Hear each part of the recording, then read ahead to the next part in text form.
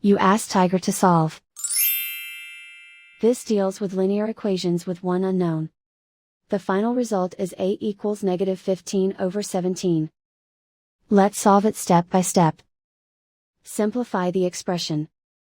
Group like terms. Simplify the arithmetic.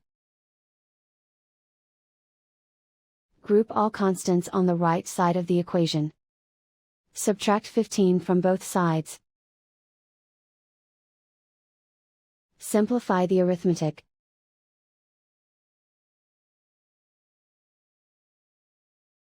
Isolate the a. Divide both sides by 17. Simplify the fraction. And so the final result is 8 equals -15/17.